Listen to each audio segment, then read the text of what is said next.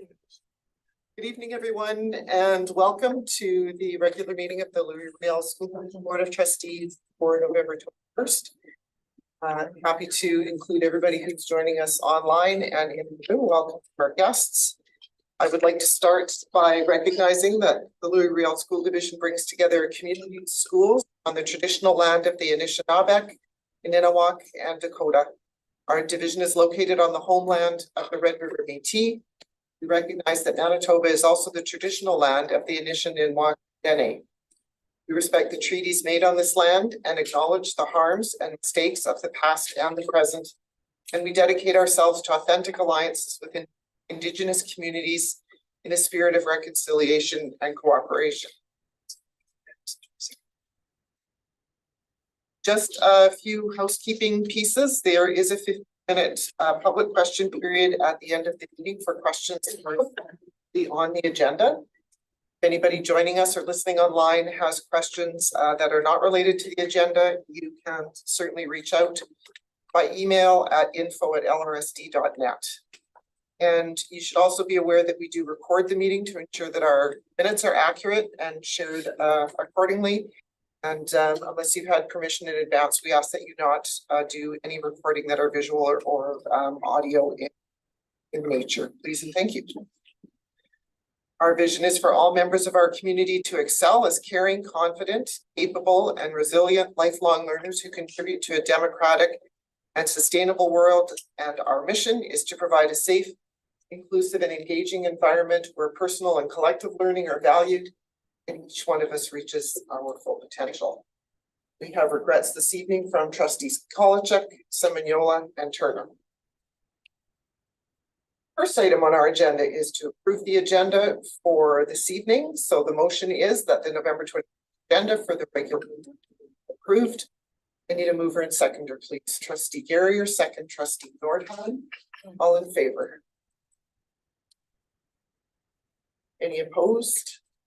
That motion is carried.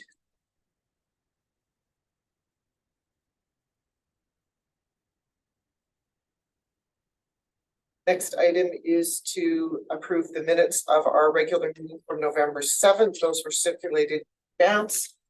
I haven't received anything that suggests we need to correct anything that was recorded. So those minutes will be accepted and distributed as they were circulated to everyone. Item 3.1 is an application to the Court of King's Bench. So the board has recently acquired some information, some evidence that compels us to act specific to trustee code of conduct and also in accordance with a particular section of the Public Schools Act, that is section 39.7 subsection 1. The motion is that in accordance with section 39.7 1 of the Public Schools Act, the board directs Secretary Treasurer Rudnicki to apply by originating notice to a judge of the Court of King's Bench for a declaration that trustee Francine Champagne has violated a provision of this act. I need a mover and a seconder, please. Move trustee Sigurdsson, second Irene Nordheim, trustee Nordheim, trustee Irene Nordheim. There will be no discussion on this item. All those in favor? Any opposed? Motion is carried. Thank you. Item 3.2 is related to religious instruction at Shamrock School. The motion is that bylaw 2023-2024-002 being a bylaw to authorize the instruction of religion at Shamrock School during the 2023-2024 school year receive first, second, and third reading and be approved. I need a mover and a seconder, please. Trustee Garrier, second. Trustee Nordheim, any questions on this one? Trustee Conquest. A quick question about does the Louis Riel School Division share any information or data regarding addresses, names, just with respect to the petitions? They are like a standardized form letter, unaddressed mail. And I wanted to know if those creating and submitting the petition receive any information from the LRSD or from the school administration about the names, addresses of parents who are solicited to sign the petition. That I don't. Or to the superintendent on that one? Well, we have policy when it comes to the sharing of information. We ensure that the schools follow that policy. Our assistant superintendent responsible for policy and research might want to add a detail or two. This is an instance where information would not be disclosed with the organizers. So this is something that they need to do of on their own side. So if it's a church group in the area, it would be identifying attendees at their services who are interested in having delivered during at the lunch hour at the school in the division. Thank you. Any further questions? Seeing none, I'll call the question. All those in favor? Opposed? The motion is carried. It occurs to me that I might offer some context for what folks are seeing on the screen voting. So typically my vote as chair is not recorded, but I do vote. Tonight, because we have a few trustees missing, I'm just making it really obvious. So in case you're wondering why my name isn't on there, but my hand is going up. So just a little bit of LRSD news, starting with news from the Board of Trustees, and it's my turn this evening, which is great. Two items I just wanted to highlight that took place recently. The first one was an annual event that I look forward to, as do many of us every year, and that is LRS in Harmony with United Way that took place on November 8th at the Centennial Concert Hall. It was a wonderful evening of music and song and smiling faces and lots of cheering, and of course all done with United Way in mind as an organization in Winnipeg that supports so many people. So it was a great pleasure to be there, and these photos actually were shared in the community East. They did a story in follow-up on it. The other item that I wanted to highlight was October this year at Shamrock School and Dakota Collegiate. Again, a photo that was shared that shows literally mountains of socks that were collected for Sloan Mission. And in sharing these photos and mentioning the Community Review East would draw attention to their great support of Louis Riel in terms of covering all the great things that are happening in our schools, all the student initiatives that take place, and all the projects and events that go on in our schools. So that is news that I share today, and thanks to for posting some great photos that I could borrow. News from senior leadership this evening is, my finger doesn't go far enough. Assistant Superintendent Murray. Sorry about bringing that. it, yeah. Good. Well, some great news out of J.H. Bruns Collegiate in the last little bit. A big congratulations to teacher Ray Lang, who was honored with the Science Teacher of the Year Award of Science Association of Manitoba on October 20th. And so students, parents, and colleagues alike value Randy's kindness, humor, creativity, and genuine love of science. And a big congratulations again to Randy. And he's making his Bronco family very proud. Now, I'll begin the next two stories by saying, play is learning, learning is play. And that is abounding in two stories, one out of Island Lakes Community School. Now, there's two parts to this story. The first part is a bit of a retrospective in terms of some cheering, and you can follow it along on hashtag Reclaim the Throne in preparation for Blue Bomber playing the 110th Grey Cup. And so at Island Lakes Community School, kindergarten students, supported by very special buddies, created some cheering posters with some very serious criteria. So the second part of this story is highlighting a very beloved and treasured experience of belonging and community that happens across our elementary, where older students partner with younger students to create very special and mentorship. And so you can see our kindergarten students there were well supported by their older buddies to bring the cheering posters home with all the criteria required for 100% effort. And there was lots of glitter in the mix. So fun was had by all. Now at Frontenac School on November the 14th, I learned something about our international calendar that I didn't know. There is an International Pickle Day that was definitely celebrated by the whole school. And there was lots of learning infused with the fun. There was a DEI lens to learning about pickling processes and fermenting across the world. And at Frontenac School, everyone had wonderful stories to share about that. And so literacy, numeracy, and physical education with lessons in pickleball. And teacher librarians, there were some really wicked pickle stories that were thrown into the mix. People are still talking about this day. So congratulations to playing is learning, learning is play, full tilt at Frontenac School. That's it for me. That's great. Thank you very much. I had no idea there was a day. That's great. Thank you. Item 5 is presentations to the board. We're pleased to welcome our librarians this evening, and I will turn to Assistant Superintendent to set things up front. Thank you very much. It is my pleasure to welcome a wonderful group of dedicated professionals and even a student from one of our schools to come and share a little bit with everybody about the wonderful contribution to learning that our library Learning Commons makes to all of our students and how integral they are to our schools. And to give you some idea of what the work that surrounds those spaces entails. And to know that L'Oreal has had a strong history of supporting libraries and importance of their role in student learning over many years.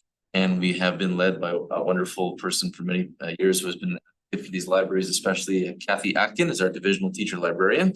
And she will introduce the rest of the group that is joining us today. So Kathy, if you want to come forward and share a little bit about the library Learning Commons. We'll probably introduce ourselves as we go. Got a plan. All right. So Ron said, my name is Kathy Atkin. I am the divisional teacher librarian. And I'd like to share with you the next slide, Jimmy. This is John Klassen, who is a very well-known children's author for everyone, I would say. John was born in Winnipeg, Manitoba, and John happened to be here in October. He was launching his new book, and he had a really great story about a librarian that had helped him and basically given him the idea to publish this book that he was actually launching at McNally Robinson. But he said something in his opening remarks, and this is what he said: librarians are magic people. They should be running the world. Can't disagree. Okay. So we're going to just give you a quick little snapshot, a couple little facts and some little stats about things in the state of libraries in 2023, not 2000. So right now we have 39 school library Learning Commons spaces. We have 1 professional learning library located here at Monterey. We have 24 teacher librarians working amongst those 39 schools. So some of them are mostly in 2 schools and some are even in 3 schools. 39 library assistants, again, some are part-time, and some of our schools have required an increase in library assistant time, especially in areas like Sage Creek, Shamrock, and Island Lakes, due to the burgeoning population. You can imagine the number of books that require shelving after or even processing. 1 divisional library technician who does all our cataloging from the main office and board office, and also does all our training of our new library technicians and assistants. 1 professional learning library technician who works here in Monterey, and 2 library services support workers. 1 runs the lamination department for the division, and another does casual work in schools for us. And I am the 1 divisional teacher librarian. Let's have a look at a couple of snapshot of stats. Check out that circulation number for 22-23. More than 500,000 items circulating among students and staff in Louis Riel School Division. and 32,594 in one school. I'll let you guess which school that might be. It's that high circulation. And also our digital library is really booming as well. Look at 29,742, 29,286 digital checkouts this year, last year up until now. And also looking at ebooks and audiobooks also on the rise in circulation division. 15 mentions of library staff at your board meetings in the last year. Maybe now we have 16. Thank you, Margaret. Well, So even if you didn't hear our names, sometimes you did. You certainly heard projects that we were very well embedded in working with staff to support. 14 library staff have received awards in the last 10 years. This is something interesting. 8 new subject headings where you can research the multi-year strategic plan in our Destiny catalog. So you can research for books on belonging, on generosity, on mastery, independence. We've been successful with 7 Indigo grants to support our schools and 3 Indigo Adopt a School grants. So I want to tell you a little bit about the research about teacher librarians in particular. The research has been going on for about 4 decades, probably working on a 5th. And the research returns the same results, no matter what the country, no matter what the group is that they choose to target for those particular studies. And we're talking many studies over those four decades. And the answers are always the same. What really increases student achievement and student success is that role of the teacher librarian. And these 3 things: well-staffed, well-stocked, and well-used. And when we say well-staffed, we mean a teacher librarian working with a library assistant. And we're going to talk a little bit this evening about what those 2 roles look like and how they work in a really dynamic partnership to provide outstanding library services. Sorry. Okay. So the findings are universal in the research, and the research consistently shows that when teacher librarians are involved in instruction, students do better every time. Most of the studies come from the US, from Canada, and from Australia. It also shows that when the teacher librarian is involved in terms of reading, and I would add the library assistant to this as well, but those 2 working together are the single strongest predictors of reading enjoyment among students. A well-staffed and a well-stocked library can also offset the effects of poverty. Studies also include access to books or resources, and students that don't have that access, either through a library or through a home library. So this is a quote from a study that Lance and Harble had, I'm quoting from that particular study in 2018. So it says that the positive impact of access to books is as large as the negative impact of poverty. It's a pretty strong words, but makes a lot of sense. So let's take a look at the teacher librarian role. I'm just going to give you a couple of other names that were often given to teacher librarians. That title doesn't appear in every school district or school division, but here are some names that we are often associated with if we're not called teacher librarians. We're called learning leaders, information specialists, activators, change catalysts, researchers, curators, instructional partners, and designers. And I would focus in on that as being the main goal of Louis Riel School Division, that our teacher librarians are those really dynamic instructional partners and designers that work with classroom teachers to bring really robust activities and learning, and particularly in the area of information literacy. Professional learning leaders, an ICT leader, or digital mentor. Those are all words that have been used to describe teacher librarians. So the role is in 3 parts. There's that instructional piece, and that's the bulk of our work. We also have work in resource management and collection development, and also in professional learning. So the information literacy piece is the one that is really of most interest and of most value, I feel, in the work that we do provide in our schools, and it's kind of unique in ours, in what we provide as teacher librarians. We want kids to be able to know how to find information, how to validate it, synthesize it, how to leverage it, how to communicate with it, how to collaborate with it, how to problem solve with it. And on April 14th, last year, when we were enrolling, actually no, earlier this year, when we were enrolling the multi-year strategic plan for 2023 to 27,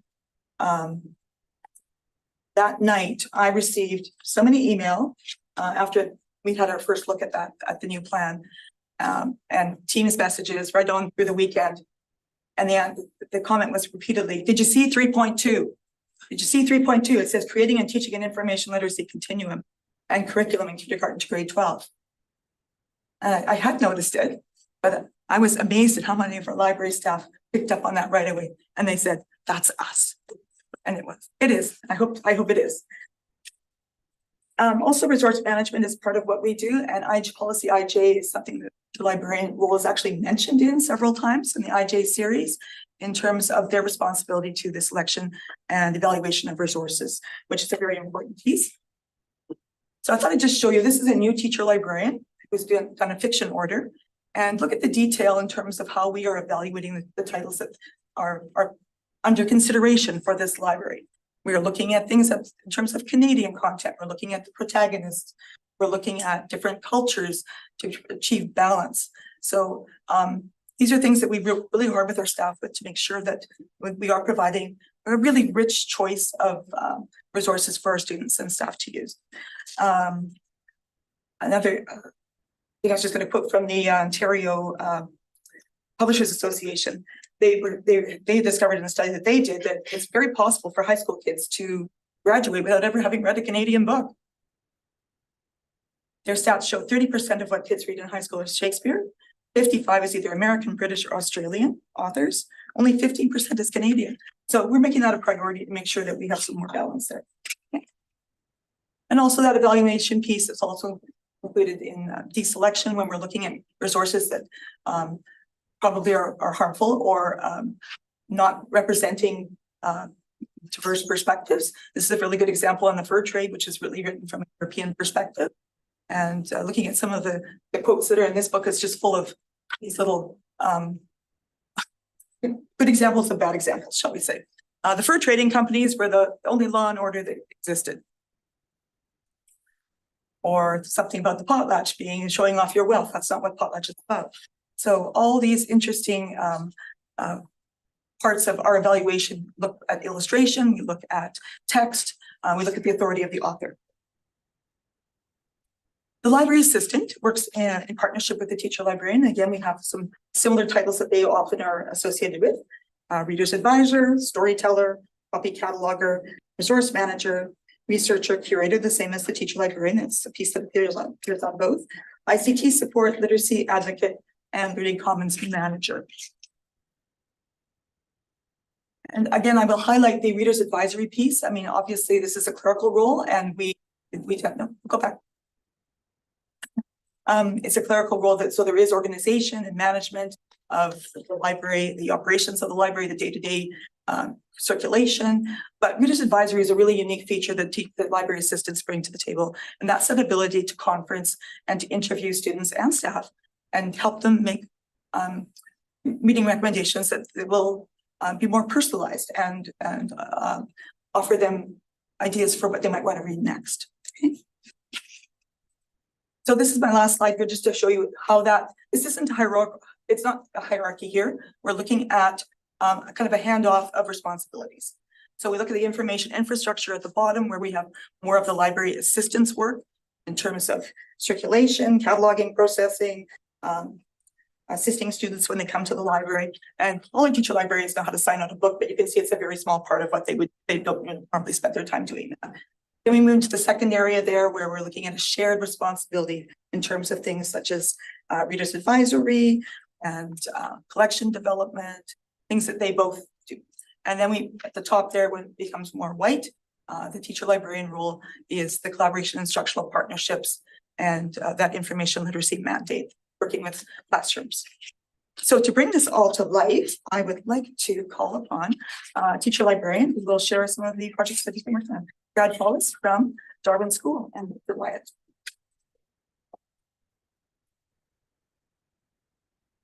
Great. Good evening, everyone. My name is Brad Follis, and I'm the teacher librarian at Darwin and Victor Wyatt Schools. And I've been a teacher librarian for about the last 6 years. Now, you can switch the slide. Now, libraries in 2023 don't necessarily look the same as the libraries I remember from the 80s and 90s. We don't always have like the furniture pushed off the side, gigantic floor maps, but we make space all the time for all sorts of exciting learning courses and activities like giant floor maps, coding robots, or science and engineering activities. Now, I have to say, I have one of the most exciting jobs in a school because of the variety of different things that I get to do on a daily basis.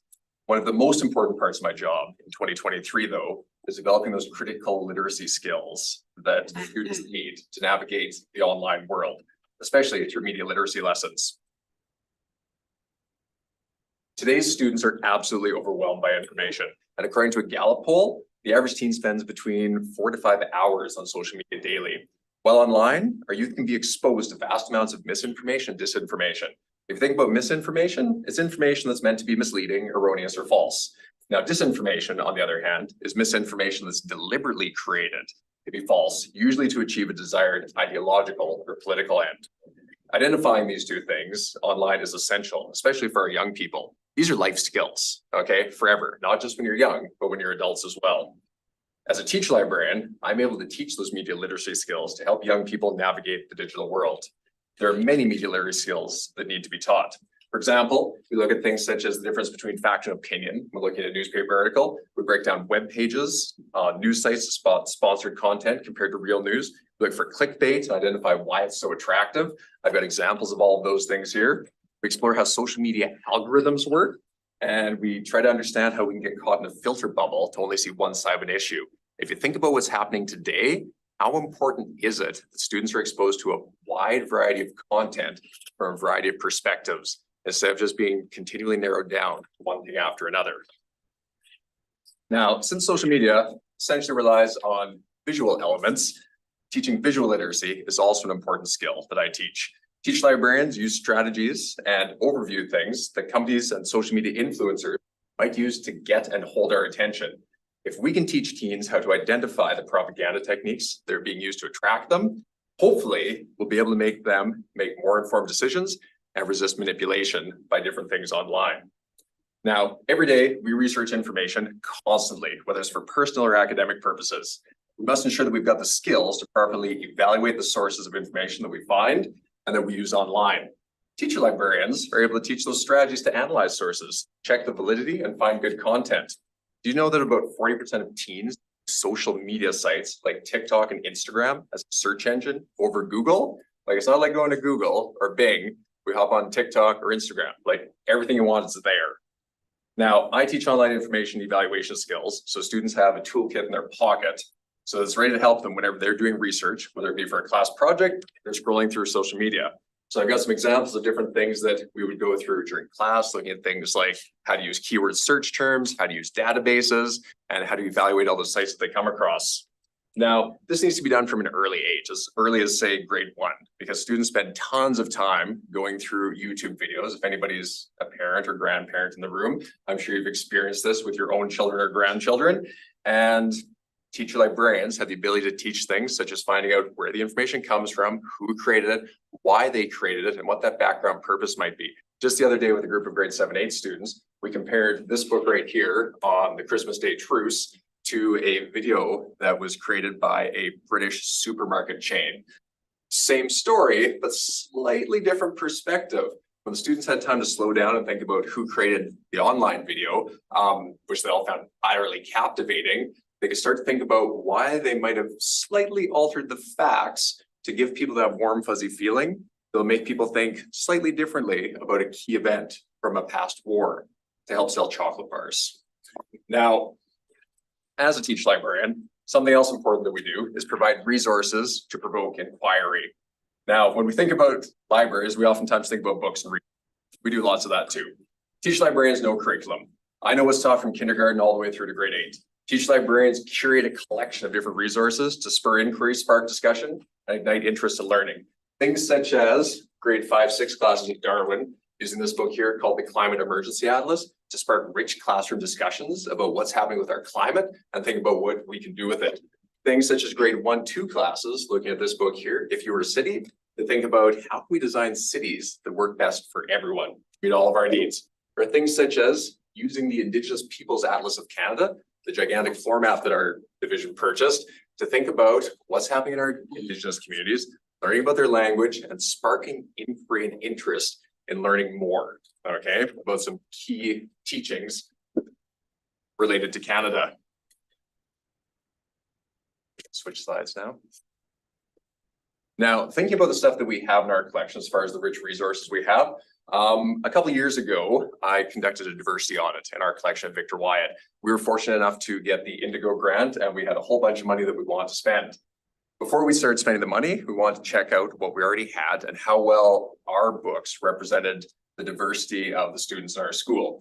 So we gathered a whole bunch of grade 7 and 8 students, and we did a math project on it. We pulled several hundred books off the shelves, put them all over the tables, put students into groups, and I created a diversity audit sheet where students took the books and they sorted them into a whole bunch of different categories to check for representation on things such as gender representation, race representation, things such as who was represented on the cover, who wasn't represented on the cover, how groups are represented either positively or negatively. After collecting all this data, we went through it and we could figure out where we were doing well and where we need to do some work when we bought new books.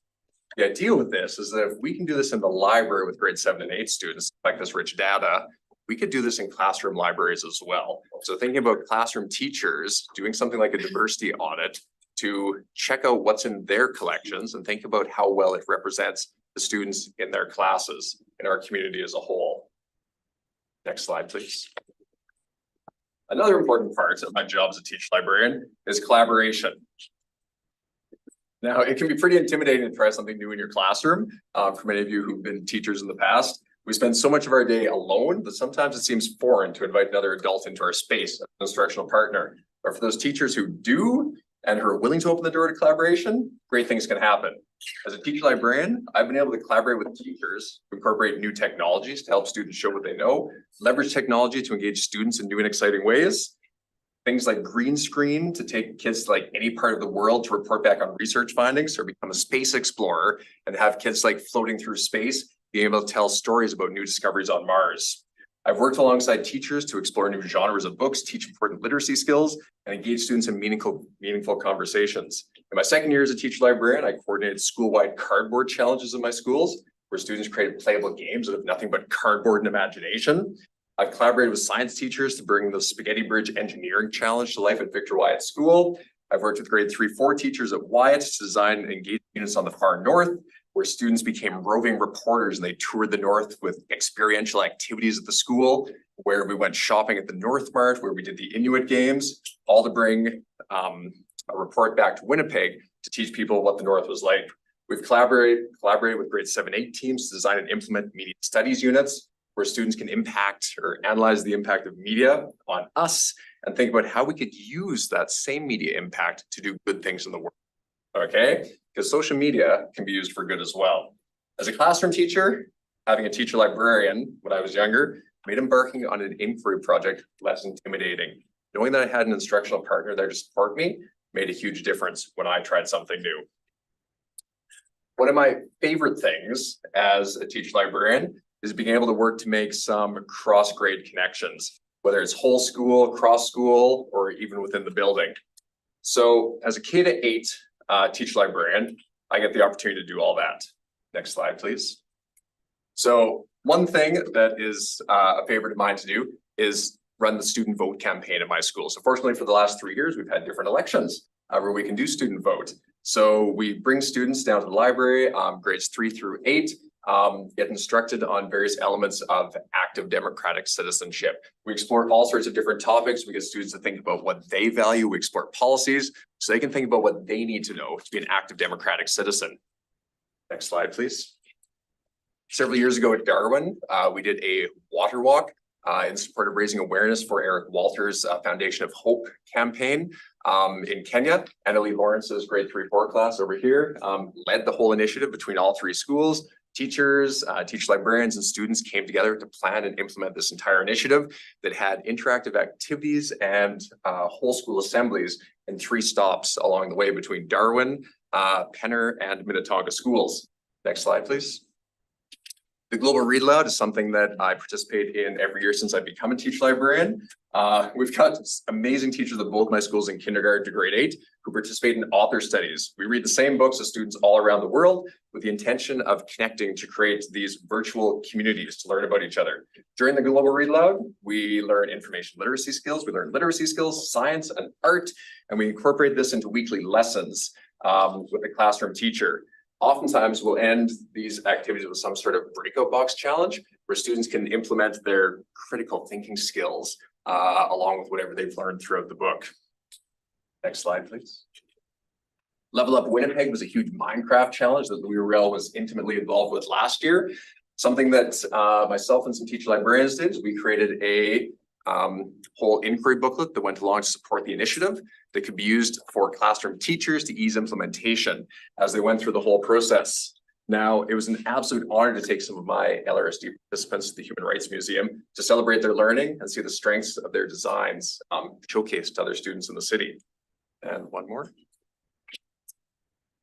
But none of this would be able to take place if it weren't for the dynamic partnership between the teacher librarian and the library assistant. A strong library team is what makes a library a special place to be. I collaborate with my library assistants to plan our circulation programming, to promote our collection. Library assistants play a key role in supporting other library programming by prepping materials for science, engineering, and literacy activities, and curating excellent resources to support instruction. Now, another great part of my job is collaborating with classroom teachers. Doesn't matter how good my ideas might be, if I don't have a classroom teacher to work with, they don't go anywhere because I don't have my own class. Instructional partnership between classroom teachers and teacher librarians has the potential to transform a learning experience. Sometimes a classroom teacher might have this amazing idea, but they need somebody else's perspective to help get it off the ground. I'm fortunate to have some amazing instructional partners in my schools. One of those incredible instructional partners is with me today to talk about the power of collaboration between the teacher and the teacher librarian. And at that point, I will introduce Annalie Lawrence. Brad? Good evening, everybody. I'm happy to be here. My name is Annalie Lawrence, and I teach grade 3 and 4 at Darwin School. In my teaching experience, teacher librarians have played a crucial role in enhancing student academics by fostering a love for reading, research skills, and digital literacy. Additionally, teacher librarians have facilitated teacher collaboration, creating a dynamic learning environment that has benefited the entire school community. Brad's role as teacher librarian in enhancing academics at Darwin School is multifaceted, evidenced by numerous examples that illustrate their impact on fostering a culture of learning and intellectual growth. One notable example is Brad's consistent involvement each year in the Global Read Aloud project, connecting students globally through literature and promoting a shared passion for reading and learning. Brad's creation of a captivating and relevant response booklet not only makes learning enjoyable, but also encourages students to develop essential thinking skills in reading, writing, speaking, and critical thinking. He designs and guides students through literacy, STEM, and art activities to enhance the novel study. His approach adds a dynamic and interactive dimension to academic development. Furthermore, Brad goes above and beyond by providing opportunities for students to utilize diverse tools and platforms such as Skype, Flipgrid, Padlet, and more. This enables students and teachers to connect with other classrooms, exchange ideas, pose questions, share insights, fostering a collaborative and interactive learning experience. Brad is actively involved in both instructing students directly and collaborating with teachers to enhance informational management skills through different units of study. In preparation for our Africa unit study, Brad curated a diverse range of educational resources for learning and research that enriched the students' learning experiences. He made recommendations based on our learning goals and curricular outcomes. Brad and I worked collaboratively, guiding students in acquiring, selecting, organizing, recording, and representing information effectively and responsibly using electronic and print sources such as nonfiction texts, Worldbook Online, Flipgrid, Chatterpix, PowerPoint, Sway, Green Screen, and more to accomplish various tasks. Additionally, students received instruction on appropriately referencing utilized sources. Having a teacher librarian in my school has been invaluable. Brad has the skills that make him an expert in informational literacy, technology, and collaboration. In the age where students are overloaded with information that is readily available, the teacher librarian's role is more important than ever in working with teachers to teach students how to learn, ask their own questions, find their own information, construct their own meaning from that information, and apply that meaning to new situations. Brad's knowledge of pedagogy, curriculum, and information management skills has made him a leader in the learning community at Darwin School. All staff and students deserve the opportunity to work with a teacher librarian. Thank you. I'd like to introduce Nicolas Parent from École Régent. She will speak to the library assistant. Thanks, Kathy. Bonsoir, je m'appelle Nicolas Parent. Je suis la bibliotechnicienne à l'école Henri Descheneaux. I have been in the role of library assistant at my school for the last 9 years. I'm here tonight to speak to you about my role. As Kathy mentioned, a lot of what I do is clerical. I do book circulation, book repairs, reshelving the books, and book talks with students. There are also other parts of my job, which I would also like to highlight this evening, at least a few of them. First and foremost is Reader's Advisory, which is my favorite part of my job. That chance that I get to be one-on-one with a student when they come to me looking for either I don't know what to read anymore, Madame, or Madame, I need a book about horses. So it gives me the chance to have that conversation, to start to connection with them, what kind of books they've read already, what kind of things they might be looking for. Sometimes we find it right away, sometimes it takes a couple visits, but that chance to communicate with them, just myself and them, creates a little bit more of a bond that eventually some of them will come back with books that they think I need to read, that they've read, that they think either I need to read myself or that other students in our school needs. So it creates more of a reading community inside our school. It's all about finding that one book that might turn that student into a lifelong reader. And it's my favorite part of everything I do. Another thing that I love to do are the book displays, tied to bulletin boards. I'm fortunate to have a lovely wall of book ledge shelves, which we fill all year long. This is what we had for Pride last year. I had several students who came and worked with me to create a rainbow array of books. We use it already this fall. I've had for Truth and Reconciliation. We had books for Halloween, looking at phobias and things that scare us. I had Remembrance Day as well. Now we're looking at winter, the longest season of the year. And so for winter this year, I wanted to do something different. So we are looking at a display that I've started this week based on Neil Gaiman's book, What You Need to Be Warm. So the challenge for me this year was to create a winter display, but that was more than just winter. That was inclusive, engaging, meaningful, and positive. So the next slide kind of goes through my thought process, how I come to settle on what I was going to do, starting with my blank white bulletin board. And this book not only looks at winter themed, things that keep us warm. En français, it's ce que j'ai besoin pour rester au chaud.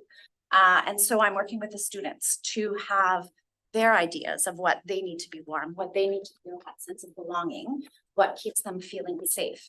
And so I'm reading the book with classes this week. We only have it in English. It's not yet available in French, but our bulletin board will be in French. So the students are going to be asked to share something, fun little stickies, whether it's stars or snowflakes, to kind of make it fit with the winter theme, things that keep them warm, that keep them safe.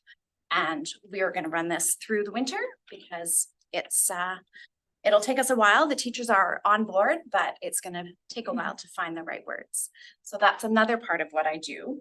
A third different way of presenting the books for us, I use our Destiny Discover collections. So I've curated a number of different collections. This one talks about La Nation Métis. I use it, the teachers have access to it. I send out reminders around key times. This one I had sent out again in October around Louis Riet's birthday. We live in St. Boniface. We live where he lived. The students have seen the statues. They know a lot of his history. And so around his birthday in October, we bring this back out. We have a Kahoot that I run to kind of get them remembering some of those key facts about Louis Riet and his life. Other things that we do out of the library, my teacher librarian and I have done the DEI du Conte, the story time, a couple times at least together. We run Merker Club, So we have anywhere up to 30 students every week who come to read the books, to talk about the books, do activities based on them, and eventually they'll get to vote in May for their choice. We have Aspire that runs out of our school, and so every year we curate a collection that the students and teachers have access to throughout the summer. Books from our library, French and in English, on a variety of topics that they can make use of throughout the summer. I recently read The Gift of Story by John Shu. He has all kinds of great quotes, but one that really struck me was that he reminds us that stories matter because connections matter. I strongly believe that the library can and should be a place of belonging where everyone feels safe and welcome. My job is to make sure our library is that welcoming, fun place. It's about the books for sure, but it's also about supporting our students' journey and making our school a little bit brighter. Thank you. And I would like to introduce our next speaker, Elio Sacha. They are a grade 11 student from Windsor Park Collegiate. Hello, everyone. My name is Rebecca, but you can call me Ilio. I'm in grade 11, and I have been a student in LRSD since I started preschool at Frontenac. I was in the first wave of students that was sent over to WPC from Sage Creek for 7 and 8. And I plan to stay here at WPC until I finish my high school career. You could say I'm an LRSD pro. In my early school life, I remember just sitting in my classroom for hours while my teachers always had fun and engaging activities. I found myself drawn to the scenery that the library brought me. The books on the shelves that were taller than me made me feel like an ant amongst thousands of stories. I remember how my friends and I loved going to the library at lunchtime just to enjoy the space. We would sit there eating, laughing, talking, fighting over books we loved because the newest Amulet graphic novel, and we had to be the first to read it. Newsflash, I always got them first. Biggest Amulet fan since day one. As I grew into the person you see standing here, my view of the library has shifted. I once loved the area for being a break from my classroom and escaping my math homework I once forgot to do again, or hiding away with friends just so we could stay a little longer. In many ways, it's still the same, but not quite. It's not just a place where pages full of boring words are put into walls, displayed proudly like a mom with her child's first piece of art. It's a place that holds stories, and I'm not just talking about book stories, community stories, people growing friendships and making new ones. I see people's highs and lows from school and just life. Last week, I sat in this corner of the library at WPC, not doing schoolwork or talking with my friends, just listening to the people around me. I heard students talk about how stressed they were about this big test coming up. I heard this one girl got a new dog after years of asking, and I witnessed a boy my age wear Jets jersey and someone he didn't even know come up and talk to him about hockey. This is a space where people truly feel like they're a part of a game in ways I have not experienced anywhere else. Other communal spaces have never brought me this feeling of, well, community. The library brings me a feeling of freedom. I can stick my nose in a book or study with my friends, hoping we don't fail our math test. The opportunities are really endless. The cafeteria or open classrooms do not give me this feeling of belonging no matter my background. This area gives me a hope for my future, figuratively and literally. And while I can sing my praise to the physical space, it would not be the same without the staff. I mentioned earlier how I'm the biggest Amulet fan. While this is forever going to be true, the funny thing is I hate reading. Or at least I did. I had a hard time finding books I enjoyed, let alone sitting still to read them. My teachers found it quite troubling and tried to get me to read novels for class, but because of how much I hated it, it was hard. I remember how frustrated I was because I wanted to do what my teacher said, but I just couldn't. One day during my library class, I sat there with a novel in my hand because I wanted to try no matter what. Soon though, I had someone sitting next to me. I looked up to see the library assistant of my school. I remember how warm and welcoming her smile was. She asked me what was troubling me, and then for the next half an hour, we sat there talking about life. I told her everything that bothered me with reading and how I wanted to read something else than graphic novels. I told her how much I loved the library, but I just felt so out of place with not being able to read a full novel. Looking back on this memory, I do not understand how I had this feeling. I find it stupid now, if anything. But our library assistant never did. She never judged me or found it weird. She helped me find something that I might be interested in. We went through so many before we found one that worked for me. I found out that I liked horror books throughout that search. Today, even after so many schools, I find that the library assistant at Windsor Park has continued this welcoming feeling. She has gone above and beyond for us. There are so many examples. It'd be impossible to list them all, but here are a few.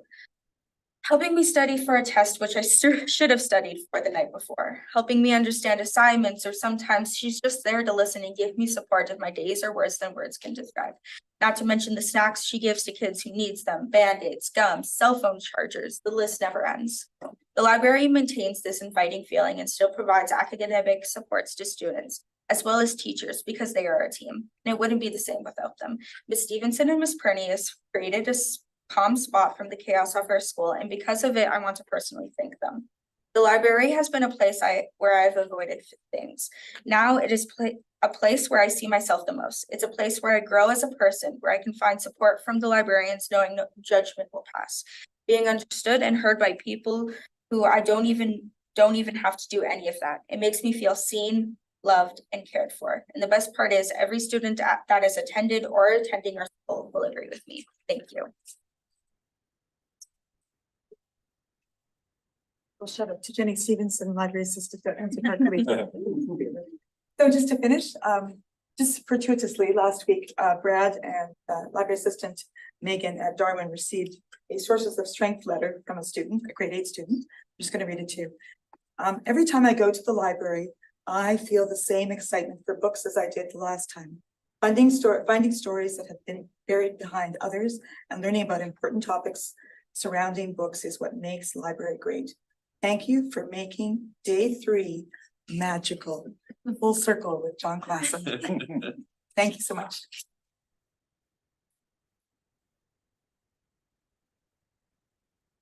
Thanks very much for joining us, trustees, team members. The questions might be out.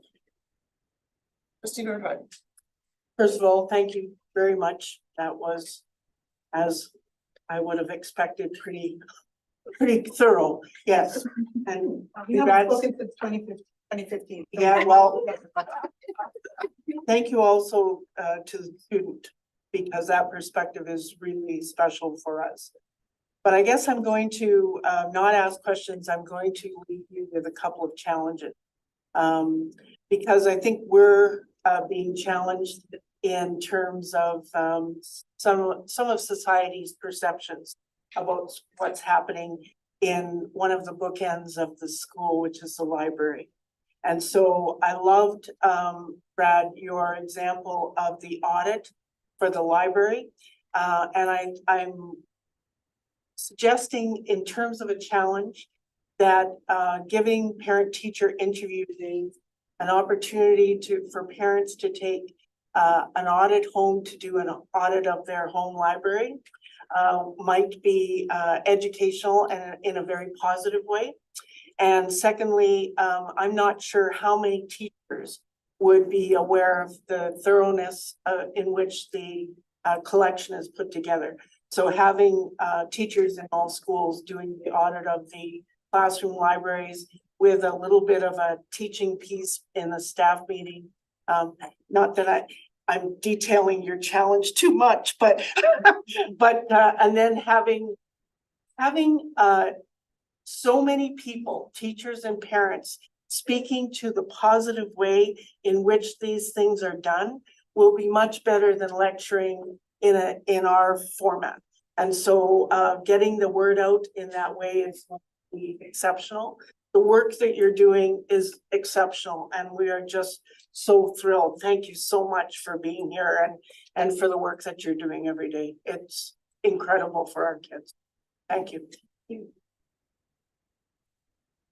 Trustee here.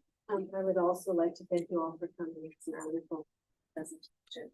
And you know, as a former teacher and a student services teacher, the library was often a place where kids would come and make that connection. So I was really happy that you brought that. And when I came, we had a trustee visit, the 3 of us from our ward. We came to Darwin and we saw the wonderful library and all it felt like the center hub of the school.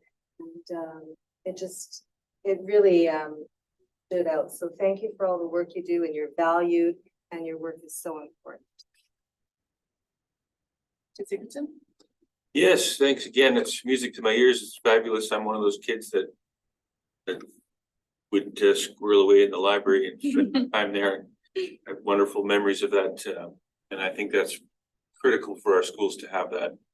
thank you for all you do. And thank you to the student for highlighting that for us. I see how thank you for letting us know how important and how advanced this has become, not just a bunch of books on a shelf. There's so much more to it than that, and we need to be reminded of that often, and we appreciate that. But my question is, what's that box? Oh, Box there. I think you passed over some mention of it, but I missed it. It's oh, yeah, it's not what it kind of looks like. But this is a homemade breakout box. One of my library technicians, who's now retired, she put it together, and we use this to do challenges in class. So kids get a series of clues that they have to open and answer collaboratively with other people in class. And as they solve each clue, it'll give them the combination of one of the locks on the box. So typically we'll do it in the library. So they have to go all through the library to find different clues related to different books that we've read or different social issues that we're addressing in class. And by the time they get to the end and open them all, they get the excitement of opening the box. And sometimes there's a prize in it. Sometimes there's not. And sometimes they're just as excited even if there isn't.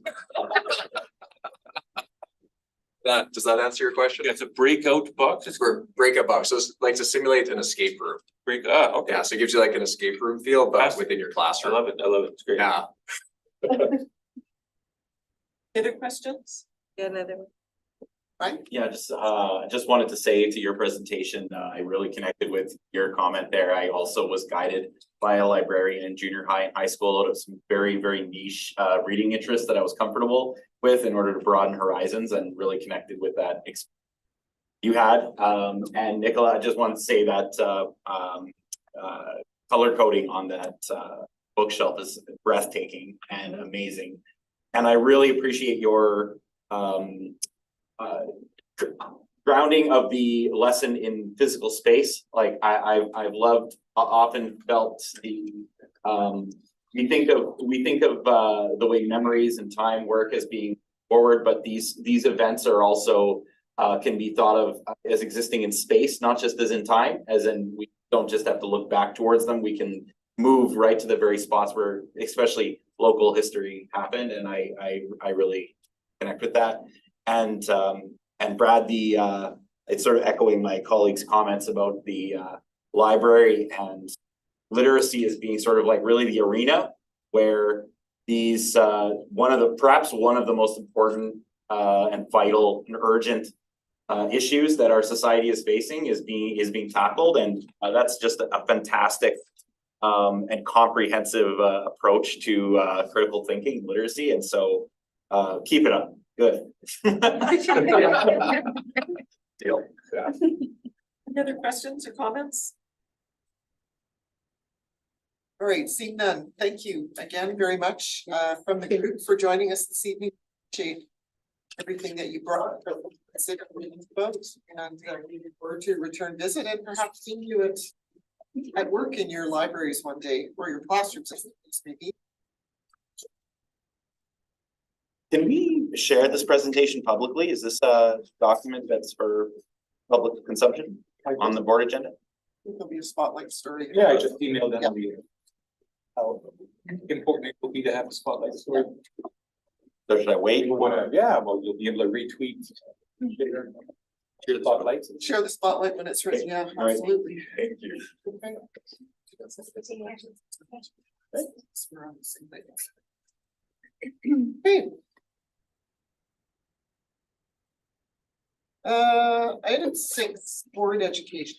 So debriefing the inaugural conversation that we had with MLAs. We were fortunate to have all of these that serve in the also join us for some refreshments and conversation last week. We covered a variety of topics in terms of helping them understand more about LRSD and some of the challenges that we're navigating. Ron, I just noticed that there's a bunch of papers at the end of the table here. I don't know if Brad wanted those on. And also so many of the successes, and informed by something we let them take home, which was a copy of our annual report to community. So I would be looking to this group just to provide one or two highlights of what you shared in terms of grounding us, bringing us to common understanding around perhaps how they can assist us with some of the those challenges we're facing, and then some of the successes that we shared. Want to dive in? Small group tonight, but Darlene, go ahead, thanks. It was really nice to have the MLAs come in and have the time with us. They seem to be very engaged in education and very willing to listen to what we had to say. And I think the information, we did present a lot of our needs to them. And I think they took it with a seriousness. And I think that we're going to have some good outcomes with that. So I appreciate you guys organizing it. Anybody else want to add anything? We've debriefed this a couple of times, but I think it's important that our community is made aware that we had this conversation. Want to add something? Yeah, go ahead. Well, I think the important connection we made was connecting our vision for public education, the needs to express themselves out of this vision, connecting that to the government's vision for public education and its and the mandate letter that the Premier has written to the Ministry of Education, the 4 priorities: establishing a universally accessible nutrition program available to every public school in the province, providing stable and predictable funding for public school division that keeps up with enrollment and student needs, hiring more teachers and educational assistants to ensure children across Manitoba can reach their full potential, and returning to small class sizes for the youngest learners. So if we just accomplish those 4 things, we will have had our needs met. Just like that. Just like that. Just like Trustee Sigurdsson. Yes, I was going to say, it's a great experience again to have all the MLAs there. Every one of them from district came, and I think that's it's good. It's good to have that relationship where it's not even specifically on issues, but just so that we get to know each other and we're able to have those connections so that when something does come up, we can talk and we can communicate. I think that's important. But I think as our superintendent said, one of the key things was the mandate letter. We were able to have a good discussion about the mandate letter for the minister and the how all the MLAs see that and how we see that and how we forge this partnership where we're working towards those goals. We can be of assistance. We can be a resource to the caucus, to the government to achieve those goals. Anybody else want to add anything? We certainly made, it was a very easy joint committee to continue our conversations on a regular basis. So we look forward to sharing with them as often as we can. Item 7, a couple of items under finance and audit. The first one is the 2024 budget roadmap. Very much. So even though seems like we just started the school year 2 months ago, our focus is now shifting towards next year budget planning. And so I just wanted to. I said 23-24. I'm sorry. 24-25. Yeah, we are. Yeah, sorry. There you go. We were already in next year already. It went by fast. This year went by fast. It says it on here. That's Yeah. Yeah. Even talking about 24-25. Yeah, our focus is for next year. And so I just wanted to communicate to the community that we will be starting our assembling our information for budget for 24-25. This is where we're going to start engaging with community over our budget process, as you can see from the list or the timeline that we have outlined here. And so at the end of the month, we'll be launching a thought exchange. And the thought exchange will basically ask the question, as we plan for the 24-25 budget, what should we focus on to ensure the success of every student? Then in December, we will launch a couple of thought exchanges through MailChimp to staff, parents, and guardians, social media campaigns, and our website to gather that data, as well as promote on the parent post and the learning circle. Then in January and February, we'll continue to promote these thought exchanges over various platforms to gather more information on what the community finds important. And then on January 31st, we anticipate funding announcement from the province. And then that's when the road hits the rubber and we can start developing a plan that marries what our funding is and programming in our vision.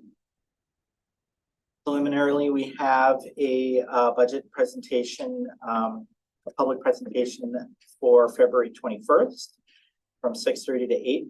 We'll be finalizing that date in the next couple of weeks, but that's tentatively the date. And then we submit a budget on March 15th to the province. So I just wanted to bring aware of the timelines for next year's budget to the trustees and committee. Any questions on this? All right, we have our roadmap. We know what our work is, and we'll carry on 24-25. That takes us to the first quarter financial update. Thank you very much. And so these are the financial sorry, just blanking out here for a second. These are our financials as of September 30th, 2023. So about a month and a half ago. So this reflects the first 3 months of our fiscal year. Total revenues that we've recorded and received so far is $31,569,818. That represents 14.2%. That is slightly little higher than expected, as we've had some a little higher than expected private organization and individual revenues, which relates to ISP and adult education revenues, as well as other sources. We're receiving a bit higher interest revenue than what we expected due to the higher interest rates. For expenditures, our total expenditures are $25,063,915, which represents 11.1%. And that is coming in pretty well, exactly where we expected expenditures to be. So I wanted to bring that to the public and trustees' attention. Any questions on this item? All right, seeing none, that takes us to the chair's information to the board. Just two things that I wanted to touch on briefly. First today was the throne speech at the legislature. I had an opportunity to attend, and it was quite interesting. I would say there was two aspects to it, that one that I found interesting, one that I found informative. There's very much a pomp and circumstance and a ceremony to the whole process, and it was quite beautiful in the chamber, and very very regal and very just very impactful in terms of the protocol that's in place. But of course, the other part was the actual speech itself, and no surprises, because there has been lots of conversation leading up to this about what the Premier and the governing party were going to share. And certainly it mirrored parts of the mandate letters that all the ministers have received. I was somewhat disappointed not to hear the words school divisions or school boards mentioned in the conversation around education.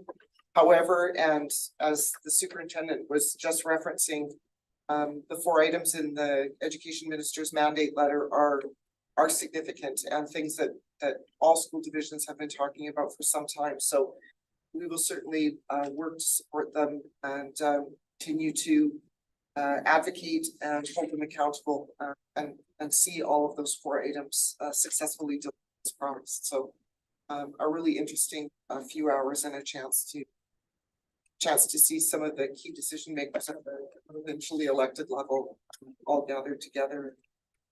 And for the most part, pulling in the same directions. That was good. The other thing that I had the opportunity to do recently was attend the Saskatchewan School Boards Association Fall General Assembly in Regina last weekend. Again, an opportunity to do some network with folks, but also a chance to see how their process is done by way of electing their executives, the resolutions and policy process.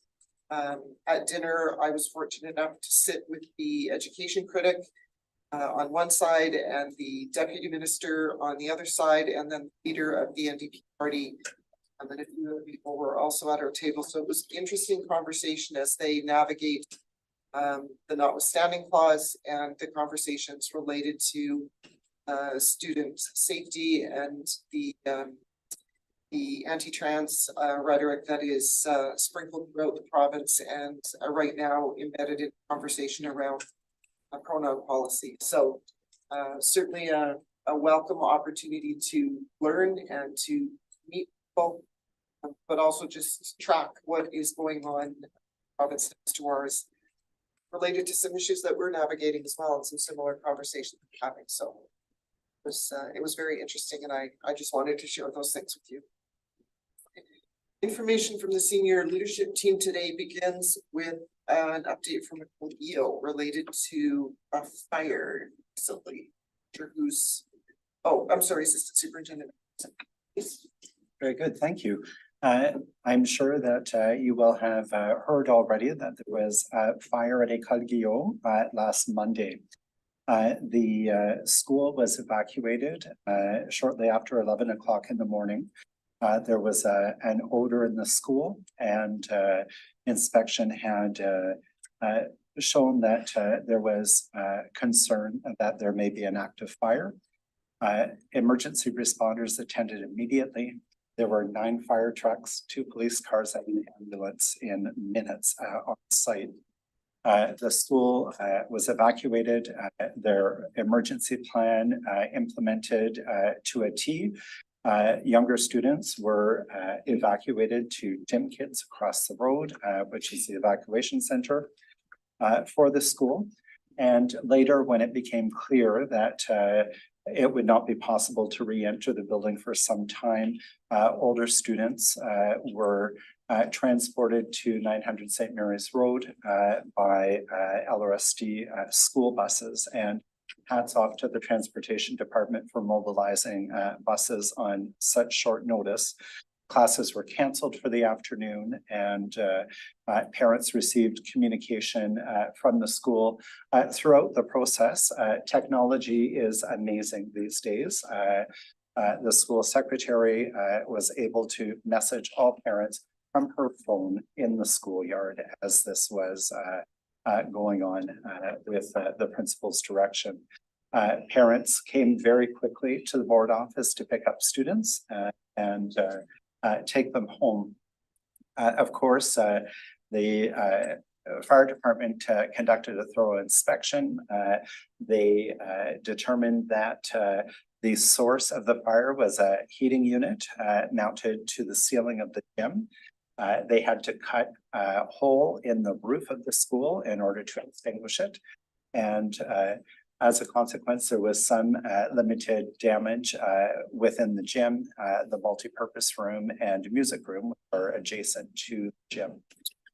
There was an odor of smoke throughout the building, and the facilities department, again, hats off to them here, secured the services of a restoration contractor who came on site and prepared the building to be reoccupied. Classes were canceled the following day on the Tuesday as well. And a city inspector cleared the building for occupancy at the end of the day so that classes could resume on the Wednesday. And when the school did reopen on the Wednesday, the gym and the multipurpose room remained out of service. The multipurpose room will be back in service as of tomorrow, and the gym, we're still waiting on a timeline for when it will reopen. Both of the heating units in the gym need to be replaced, and depending on delivery date of those very complicated machines, they may need to install temporary heating in the meantime. Currently, physical education classes are being held outdoors. And of course, this is something that teachers and students got a lot of practice at during COVID, and have certainly been enjoying the mild weather that we've been having so far. I can report that the students, 400 students arrived to the board office with staff. They were all accommodated in the Legacy Center.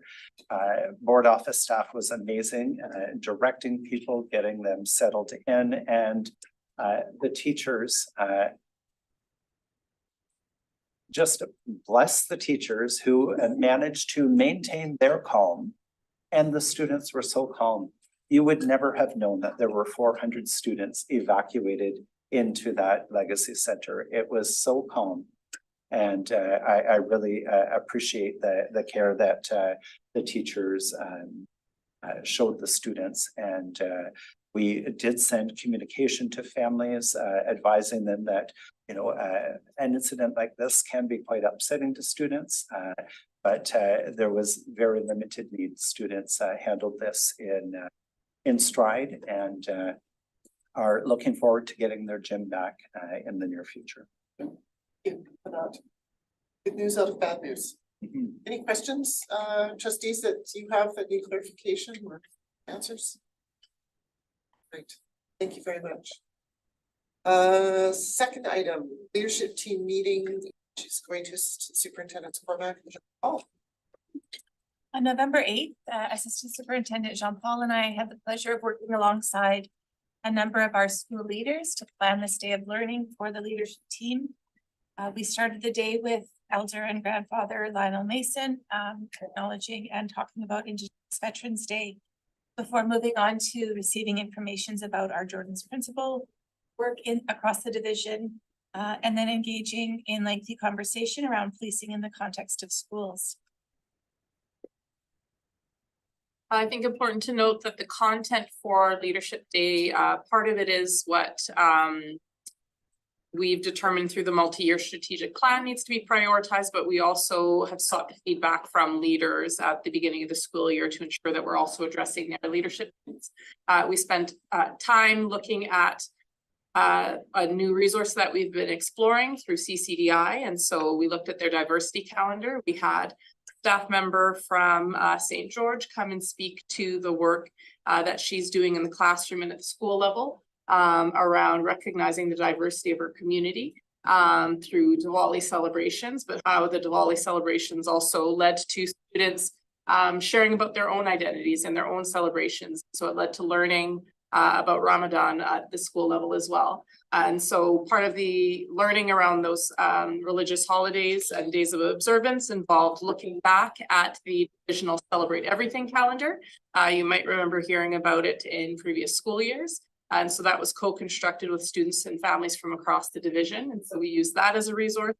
Data that Power BI tells us about who our communities are. And we ask schools to critically look at their school calendars to see if it deeply reflected who their communities are and some of the activities that we do. And so going beyond just a day of recognition and really looking at, are we scheduling big school events at times where our families might be otherwise engaged in days of observance and that type of thing. And so really good feedback. And we ended the day with some case studies, looking at some of the big questions in leadership and supporting our school leaders in better acquainting themselves with the collective agreements of the employees that they support, and some of those frequently asked questions that that we get, particularly in staff service. Any questions on what's contained in the meeting? Okay, thank you very much for sharing. Item 9.3 is update on the provincial student information system. Well, there's been a change. In May, the Manitoba government had issued a request for proposals to develop a provincial student information system. And this November, we received news that this RFP has been canceled and the Manitoba government has opted to move in a different direction. In support of this change, this direction, the department is asking our support, our collaboration to advance the goals of collecting more accurate, real-time educational data. And that is, in essence, the new journey.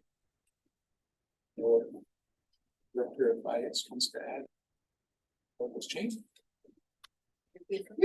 Well, yeah, this impacts us greatly just because our current student information system is going to be obsolete or gone in by the end of this current school year.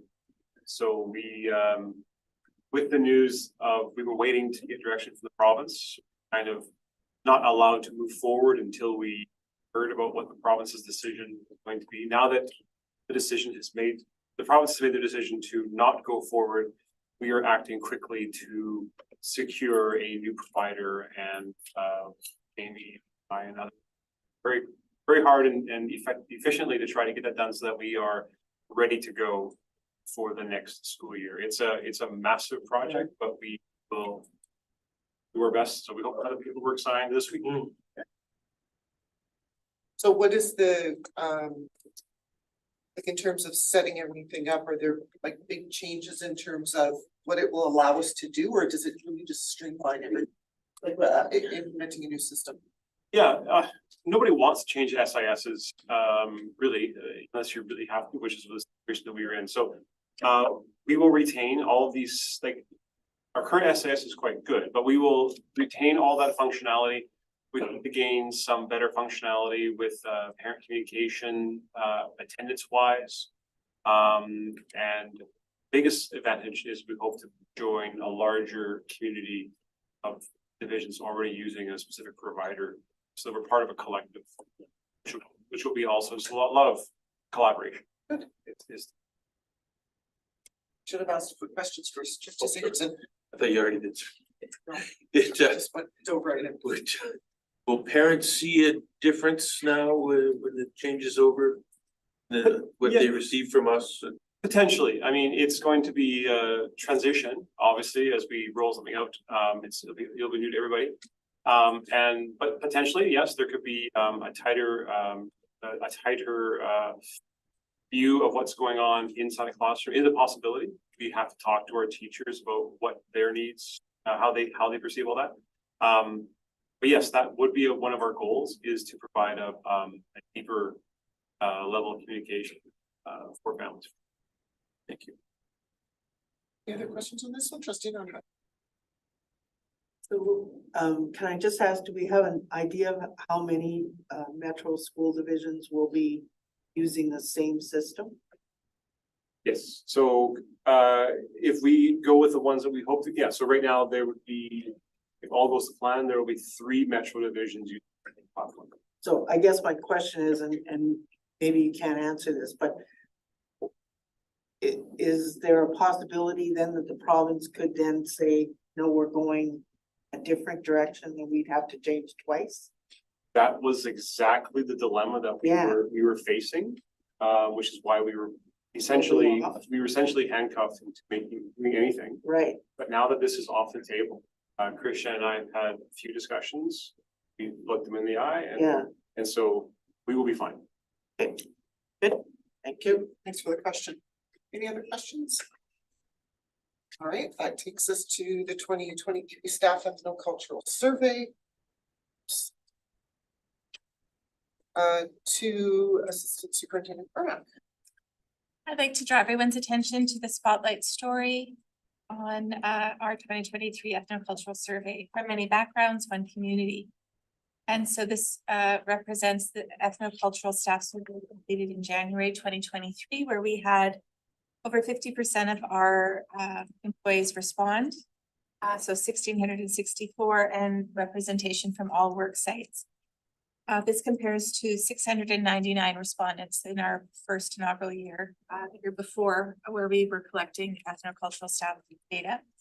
And so through this, you can see the representation across employee groups, the numbers of respondents in each of those employee groups, total staff numbers, and the response rates.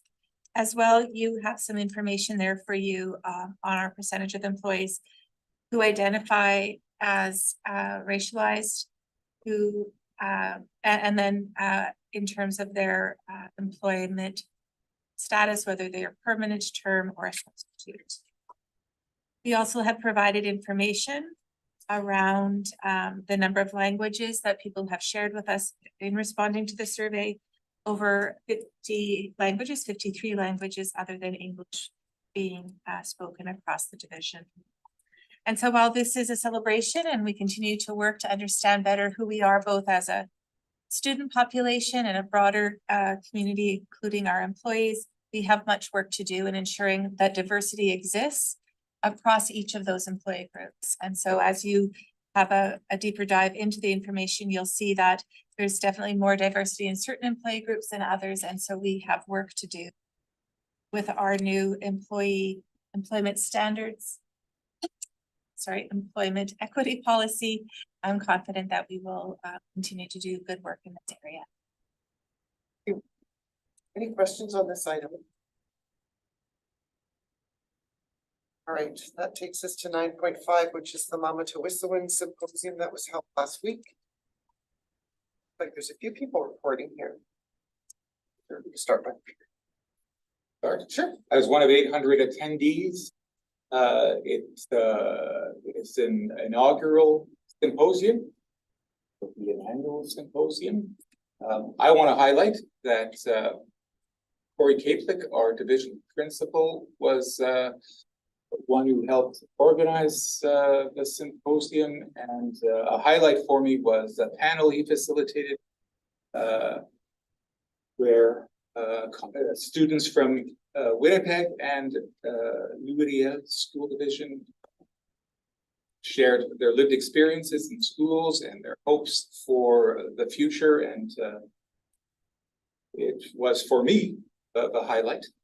And so I want to acknowledge the three students from LRSD, Zaylee Cameron, Wayne Farrow, and Amélie Tétreault, for their participation on the panel.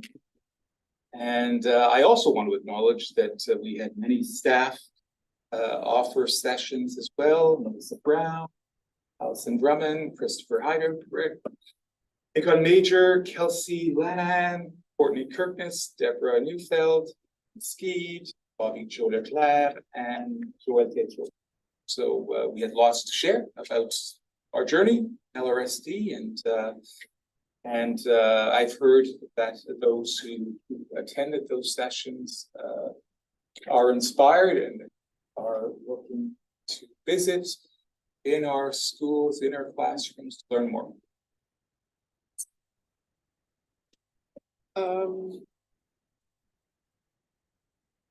Assistant Superintendent Rebecca Anderson, you're gonna add to this, or? I think a highlight that I would draw everyone's attention to is the fact that we had over 50 participants attend. And within that, we had school communities consisting of school leaders, community liaison workers, parents, some of our knowledge keepers attending together around the same table, listening and it was definitely a highlight for these people there together. And for me, a highlight was the enthusiasm in the room. There were so many different topics. There were so many initiatives in different school divisions. Hearing about the successes others have had was very inspiring. And certainly, I felt the committee did a wonderful job of bringing in cultural specialists to share their lived experience with the group. And I appreciated that they had a representation from all around the province in the room. Trustees, any questions on this? I know we heard a lot about the symposium and sounds like it was, as you've said, well attended and well organized. Certainly worth or two for next year. So, okay, seeing none, we'll keep going. 9.6 is our enrollment.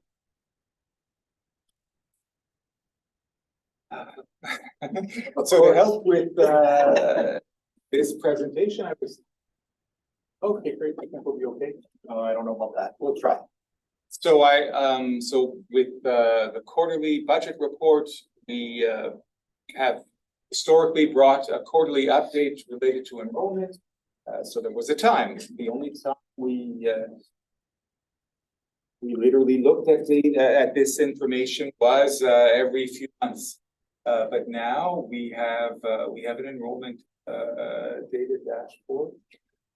Now, what I was going to bring to your attention was a change in another page on our website that isn't ready for change yet. It hasn't been implemented yet. But is a new dashboard that we're going to make public in the next few days. And so this dashboard that we're going to make public in the next few days is I'm going to share with you now, so it isn't a surprise to you as a board. I know one job to do that. Stop sharing. And so on our webpage right now, we have a few dynamic data reports. And here's a new one coming to the website. So rather than a page with some static numbers that if we're not careful, we forget to update and we leave the impression for somebody stumbling onto this page that we're not mindful. This isn't important to us. People will stumble onto a page where data dates back a few years. We haven't been mindful. So we're going to make sure that that doesn't happen anymore because we'll be able to point to this page relative to enrollment that is enrollment as of yesterday. Depending on when you stumble upon it, it's updated daily, and so right now we're looking at yesterday's information. Enrollment was 17,242 students, but now we can also see enrollment relative to a program. 67.5% of that enrollment is in English program schools. 32.5% is in French immersion program schools. We can see how it breaks out across grades, number of students in kindergarten, students in grade 3. We can see in grade 3 where Clark has clicked, has chosen a grade. We can see how the percentage of students that identify as Indigenous, non-Indigenous, the percentage of students that identify as Indigenous, Black, or persons of color. We can see the first language relative to those students. And now Clark has gone into a school and looked at that information.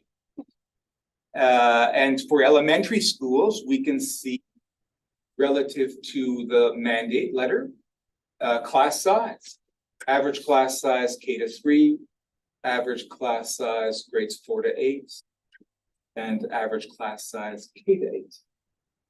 Because what we don't want is an initiative to lower class size in the earlier years to come on the back of class size in later years. And we can also see enrollment relative to high schools. So this page, interactive, the way it is for us this evening, will be made public in the days ahead for anyone in the world stumbling upon the page to study, learn from. Questions on this? Okay, That takes us to accessibility plan updates and Assistant Superintendent Brock. So this past week, we were reminded of our obligation from the Manitoba Accessibility Office around the standard coming into effect in May 2024, the Information and Communication Standard. And so we first learned of the standard in 2022, and since that time have been working towards it. And so over the last few board meetings, we have provided you with some of those updates. Our Director of IS provided you with an overview of some new features on our public portal, increasing the accessibility features. We are currently going through a process of identifying divisional forms, for instance, our policies that have some accessibility barriers. And so we're working to ensure that the most important documents are free of those barriers. And at the same time, are planning for training sessions for all employees around what's required at this time when people are creating Word documents, PDFs, all of the pieces of what goes into the work of the Daily School Division. We're also reviewing the standard as it relates to our practices in libraries. And so the Manitoba Accessibility Office has provided us with this checklist to make sure that we don't miss anything. And I'm confident with the Accessibility Committee that we will continue to work our way through the priorities that are listed here, and I'll continue to bring you updates on our progress towards those. A new feature on our accessibility section on the portal is we've added a website contact form that's specific to accessibility, allowing people to identify us if they're coming across concerns in their interactions in their school communities that are of concern around barriers, so that those will come directly to my office for review by the broader committee. Questions on this, anyone?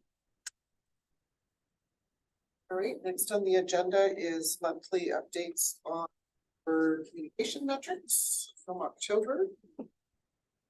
All arrows, all arrows pointing. Great, not LinkedIn. All those on LinkedIn last month. But otherwise, yeah. No change or arrows pointing up. You can see what was highlighted on the different channels.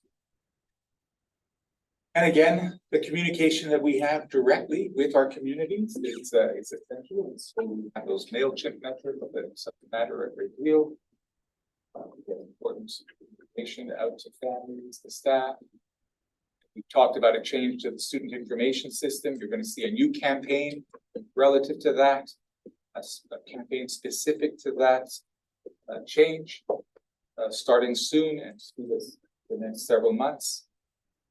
So September, communication will be key to the successful implementation of a new student information system. You've seen a new campaign that will show up here as well under MailChimp campaign. You've seen new campaigns for the Collège Béliveau, Windsor Park Collegiate, and J.H. Brown's Families and Schools. It relates to important infrastructure projects for those 5 schools. Changes to catchment. So we've seen the launch of those new campaigns. So we've got these 3 campaigns, but we've got 3 additional campaigns that are going to start appearing in our metrics. Trustee Palmquist and then Trustee Nordheim. May not be available for all of these platforms, but is there any possibility of future reports incorporating any, maybe just on an occasional basis, incorporating any demographic data into who's watching, particularly with an emphasis on age, i.e. are any of these students versus parents and so on? You might not be able to get that from. No, absolutely. So we could do a deep dive on any of these metrics, deeper dive to see the demographic. But we've got to be careful. On our MailChimp campaign metrics, we have very detailed information that is, for privacy concerns, we've got to be very mindful, right? But on social media On our website, we can definitely break it down and look at demographics and geographic location, all kinds of Primarily would be interested in learning if there were any students, anyone under the age of 18 that was engaged in any of these platforms in large numbers. Or any numbers. Yeah, we'll do it. Yeah, that's my thought too. Snapchat. LRSD TV, in terms of, it's not. YouTube, yeah, well, Is it so the it's on, YouTube? yeah, so we've got YouTube. Okay. Okay. Cause I'm interested to see how many times the, sports. Yeah. You know, the finals are being played, et cetera, so. Okay.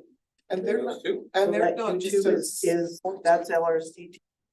Okay. That's part of it. It's part of it, but we could do a deeper dive in LRSD. We could look at a specific broadcast. Thank you. Yeah, that was part of my question about the LRSD TV, because I know they do an amazing job on the football games. I was catching some of the games. I was wondering how much that's cut on and how many people are watching those specifically, so that would be good to know. So some of those metrics are already there theoretically. Because as I think we decide what we want to share with the public and serve or not. But we could also share with the trustees the metrics we do collect on all those broadcasts on YouTube. But my real point was about how proud we can be about our business superintendent Marlene Murray, that the top story on our website, the most clicked on story, was her announcing of her retirement. So, to show what an impact she's had on the community, that's such an important story that I mentioned. Any other questions on this? Great, that takes us to events that we hold in places of worship, just for some Well, the context for bringing this as an item this evening is that the Winnipeg School Division did make this a policy decision as it relates to places of worship and its relationship to those places of worship as places where a school community would come together. So their policy, well, in the news was a change where specifically in the news, there was talk of graduation ceremony no longer being in places of worship. So wanted to remind us as a community that for some time now, we've stepped away from places of worship for graduation ceremonies, and the data confirms that you need to remind each other of that change. And so for some time now, graduation ceremonies haven't occurred in places of worship in LRSD. And it is tied to that culture that we've nurtured, is tied to policy and also tied to protocols that were once a part of policy. And well, because we've been on a policy journey of over the years, school division, a protocol that was tied to policy has continued to be the lived experience while not existing. And so we want to bring back that protocol this evening and tie it to policy as it once was, so that we not let that slip away from us. So it hasn't slipped away from us, but we don't want to, we're not careful about policy and protocols and checking in with people. These things can get away from you. So policy is important, but living policy, revisiting policy is also essentially important. And so that will be what you talk about later this evening. Well, that's what's coming next. Is every meeting you do policy work as a board, and we'll be reviewing this policy and the protocol as it relates to places of worship, not just in relationship to graduation ceremonies, but other opportunities bringing community together in places of worship. It's on the Senate. Right, that does take us to policy. Item 10.1.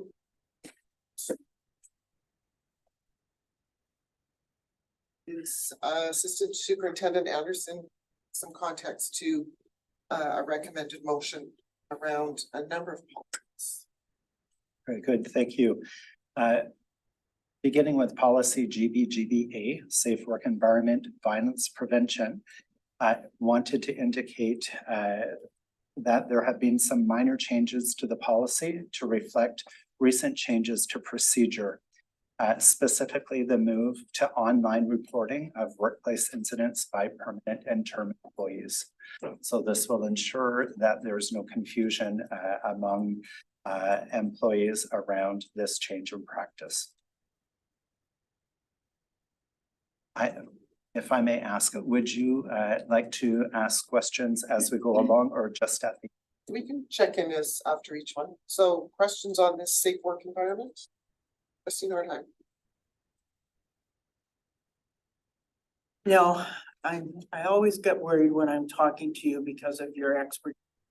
So I'm going to just clarify that there's no other safety policy in this section. Am I correct on that? This is the only one that's.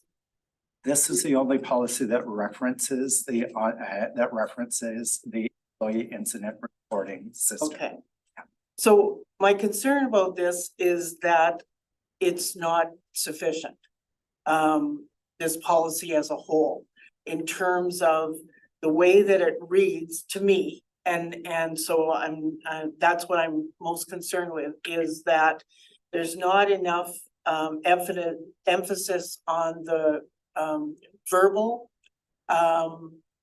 threats that are being made.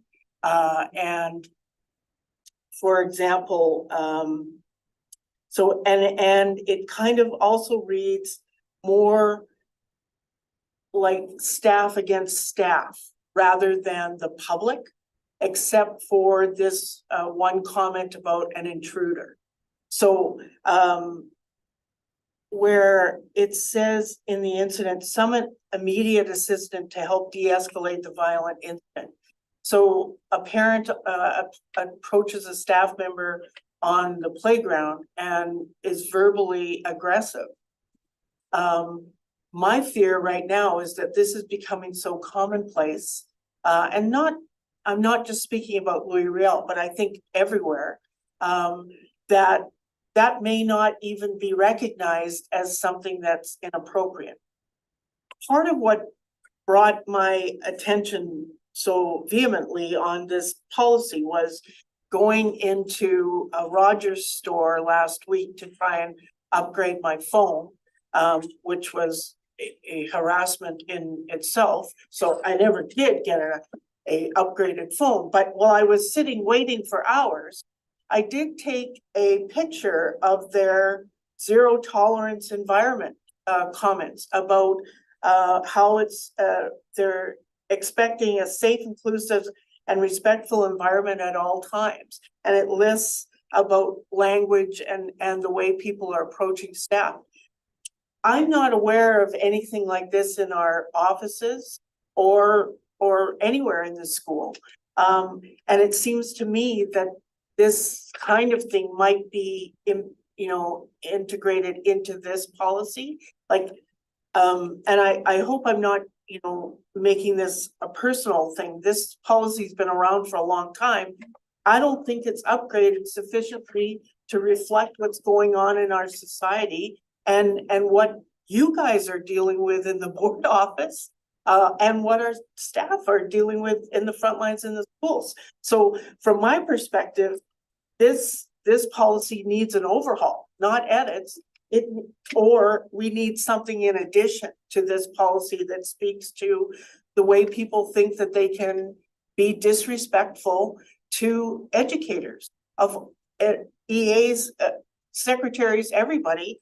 And I really would like to see something like this that demonstrates our support for those people so that they can say, no, this conversation's over. And until you can do it politely, you have to leave the building and know that we're going to back them saying that at all times. I think some people do but not everybody. And so, and it takes a lot to be able to do that. But I think we gotta do a lot more in terms of our policy for protecting staff. I don't think this is enough. And I think, you know, some of the conversation that we had prior to some of the other safety conversations might eventually be incorporated into this. But I know I've talked a lot, but I'm pretty adamant about, like, I think people are not treating our staff with the respect that they deserve, not even close. And not everybody by any stretch, but certainly there's a handful of people who are making it very difficult. And it's more verbal than, because many times they're cowards, but it's still upsetting to people who have people walk into their classrooms or onto their playgrounds. I want to be able to back that up in some way. Thank you. I think that policy ACF-ACG, interpersonal relations and resolution of concerns about harassment and discrimination, would provide some of what you're looking for there. In terms of signage, however, that is something that I have seen in medical clinics or hospitals, that type of thing. And I think that is something that we could certainly take back and look at. And I appreciate, because when I went through the policies in this section and there wasn't anything else, but I appreciate being able to meld two policies together so that people who look at the one you're referencing also understand that we're speaking to it in a safety perspective. So I think those two have to be referenced together, and so that it's very clear. And if I may, I don't know if this is a place, but there's got to be some kind of direction, maybe that's in protocols, about what are the consequences for not following something like this, and allow people to do that, because we got to take a stand. At some point, this is not acceptable in terms of our society, and that's, we got to start where the kids are. So I will happily take that back to look at what we have. You want me to get off my soapbox first before you? No. But I think what you're asking for effectively is a look at existing policy to see what is addressed and where there may be gaps. And where there are gaps to provide, whether the gaps are in policy or in an implementation component thereof, that we identify and address those. Yeah, and make it very clear to staff that this is being done, and I think the signage would be a really nice start. So what we can do is leave that with you. I'm seeing nodding heads, so I'm going that this is something that folks would like more conversation on. And we can bring this back to another meeting and talk about melding of those policies, and then take a look at potentially what we could do around sort of statements. If I can just offer, employees do have through the incident reporting, it's not just physical violence, it's all forms of violence. And so in terms of the reporting that we're seeing, you know, incidents like what you're suggesting, not that they're not happening, but what we're receiving in terms of reporting would suggest that it's not occurring at a high volume. Part of our move to the online reporting is ease and accessibility. And so anytime an employee even starts filling out a form, we're aware of the fact that it's there. So if we do have an employee who's saying, well, I don't know if that interaction meets the threshold or not, we have that data now collected as well through the online reporting. And I think one of the other pieces as well, and it's something that through Workplace Safety and Health, we're working through with the province. There are very clear definitions around physical harm. There are not clear definitions around psychological harm. And so as Workplace Safety and Health Manitoba, and, you know, other entities of the provincial government work to define those things as well. In terms of what does it look like for workers in the workplace, that's a place that we're looking at support. So there's back and forth conversations on a regular basis through workplace safety and health, looking at better defining what that is. But again, on the physical side, a break is very clearly a break.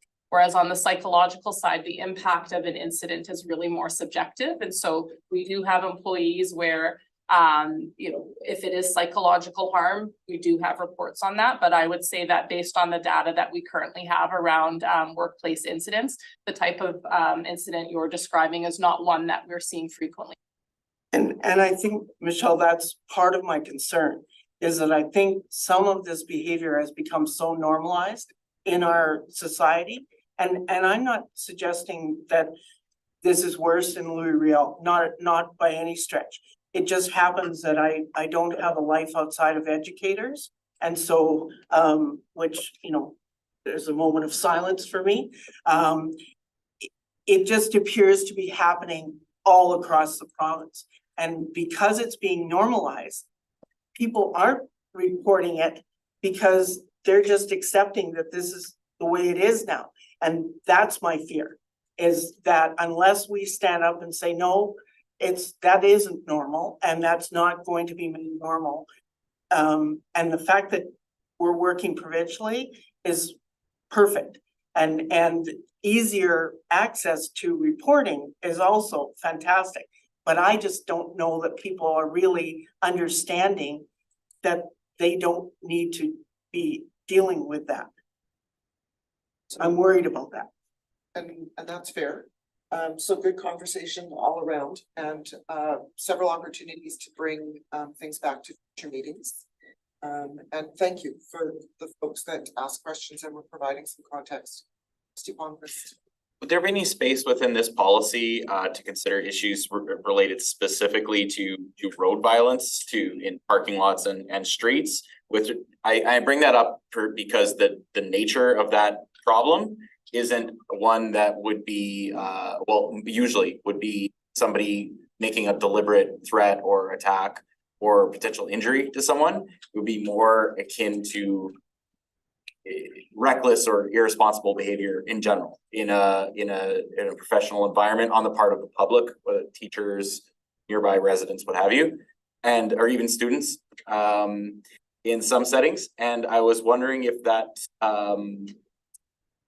it's just in terms of reporting an incident, in terms of how an incident is framed and described, where this I understand this to be very focused on like a person was intending to inflict harm, whether it's psychological, physical, or what have you, or instill fear, versus the type of behavior that may not be, that is just irresponsible and not intended to hurt someone, but nonetheless has poses significant risks for teachers, students, and members of the public, specifically from vehicles. I was wondering if there's space within this policy to consider that sort of unique nature of that problem. Right, so this policy speaks to specifically to employees, any situation where they would encounter violence. There are there's other policy that deals with other workplace hazards. Policy GBG deals with other types. So employees are encouraged to complete an incident report when they encounter any danger in the workplace, an unsafe situation. So that could be in relation to the example you're providing, a crossing guard who is exposed to a dangerous driving situation, a walking school bus supervisor, that type of thing.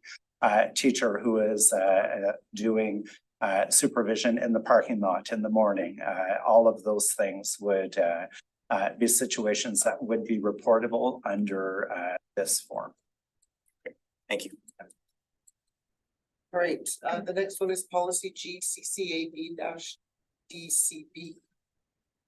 Very good. This speaks to teaching and non-teaching leaves and absences, specifically around graduation ceremonies. The policy was sent out for review in April via the leadership lineup and learning circle. Several staff members responded, many of whom felt that the division should grant a full day's leave of absence given the length of many ceremonies. The view of the division is that half day of a leave of absence is a gesture, and that there are other forms of leaves that employees may access if required, given the specific situation that they may find their graduating student or themselves in if they're graduating. The changes that you will see in this policy are to clarify language, to reflect current practice. And there is also a correction of a historic error to one of the NEPN policy codes, which has gone unnoticed for many years. Any questions around this policy?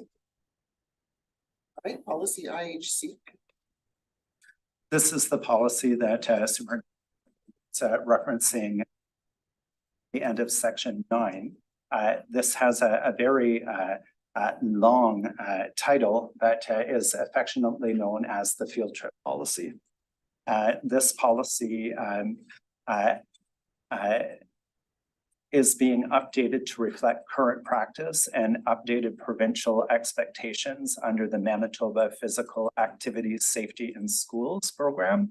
And this it's a collaborative venture of a number of organizations in Manitoba, including physical and health educators, physical educators supervisors, Manitoba School Boards Association, and the Curriculum and Implementation branch of Manitoba Education. So in order to support the changes that are being introduced in this update, a guide has been developed, and this guide will be shared with staff through an upcoming edition of the Learning Circle, as well as workshops, optional workshops for staff that are planning to undertake a field trip and need some guidance. And this would be more for the more complicated field trips than a trip to Fort White. This is residential camps. This might be an overseas trip, that kind of thing. That's a little more involved. At the same time that we're making these changes, there are a number of supporting forms that are being updated to ensure compliance with FIA and FIPA. And the previous practice of requiring denominational facilities to articulate their support for human rights legislation has been reinstituted, as Superintendent Michalik spoke to before. And the protocol that you see there, adherence to legislation and policy, admin protocol, this has been updated. It was previously Appendix B of policy IHC, and it has been brought back in a new format that closely aligns with the practices that support respect for human diversity admin protocol. And a change to practice that we have also instituted. For example, we had before a situation where a denominational facility would sign a master agreement with the division, and we would have a list of approved facilities that staff could consult and know this facility is approved in advance. We have gone away from the master agreement to and each time a denominational facility is going to be considered, having them specify their willingness to comply with human rights legislation. And it opens the door to conversations between the field trip organizer, school admin, and the specific facility. I would also like to point out Since the board package was uploaded on Friday, there were two minor changes. One to guideline B, which speaks to the division reserving the right to rescind approval or cancel offsite international travel. We've changed that to be to cancel travel, including international travel, knowing that, for example, in our most recent pandemic experience, we needed to cancel a number of trips within Canada as well. And by having this instituted in the policy, it allows us to access insurance coverage that would not otherwise be available. The other change is under procedure G, which speaks to requirement for lifeguards at all water-based activity whose primary purpose is swimming or paddle or boat sports. We have added an explicit reference there to the MPAS, the Manitoba Physical Activity Supervision Ratios document, and pointing out because it is confusing because the ratios under MPAS, so the ratios that schools need to follow, are a lot more stringent than the policies that many private or even public pools have. So we want it to be clear that when you're organizing a trip to a waterside park, for example, and this is where this originates from in June, planning around that, that our requirements are more stringent than what you would find in a commercial venue, and wanting to make sure that folks understand that. Great, questions around policy IHC? Policy IKE? And thank you for indulging me. This is a catch-up night for policy. Policy IKE, grade placement of students, kindergarten to grade 8, was sent out for review in February via the leadership lineup and learning circle. We received limited feedback to that request. But each year we receive a small number of requests from parents, either to delay their child's entry to school or to have their child skip a grade. Recent experience has demonstrated the need to specify process dates so that requests are received in a timely manner to ensure ample time for consideration. So we have spelled out process dates in the policy to help guide folks through it. Additional changes to the policy were made to ensure compliance with updates to the appropriate educational programming standard. Questions on this one, Trustee Garrier? Jeff, the underlining thing is always appropriate placement, right? That hasn't changed, just the. Correct. That's that is the basic premise that we work from. However, there are some situations where we will receive a request, right, and we need a process to guide people through that. Got it. Yes. Policy JF is student admission to school, kindergarten to 12. This is a companion policy to policy IKE. And the changes to this policy are required to ensure compliance with the appropriate educational programming standards. Policy JLCE2 is first aid and emergency medical care specific to anaphylaxis. And this policy was sent out for review in April 2023 via the leadership lineup and the learning circle again. There was some limited response to this call for feedback. The policy was reviewed in detail by a subcommittee of members of the senior leadership team. Marlene and Ron got to hang out with me this one, and as well as a very thorough review by Sandra Dalkey, who's a URIS coordinator with the Winnipeg Regional Health Authority. So the revisions ensure clarity of the policy and ensure that the policy reflects current practice both locally and provincially. Questions? Just go ahead. Just one, in terms of Cause it used to be that families said they couldn't afford the EpiPens. Is there some way that we're supporting that? If a family is struggling to, supply one for the school and one for the backpack? I will defer perhaps to my DEI colleague. What I could say is I think schools handle this sort of on a family by family basis. Yeah. Are there funds that they could access to do so? Yes. We've had different conversations even around the purchase of medication for families that can't afford medication for their children. So it's definitely an area that we've had a lot of conversation about. I don't think we have maybe a common practice across all schools. But certainly schools are working to support families in the ways that they're.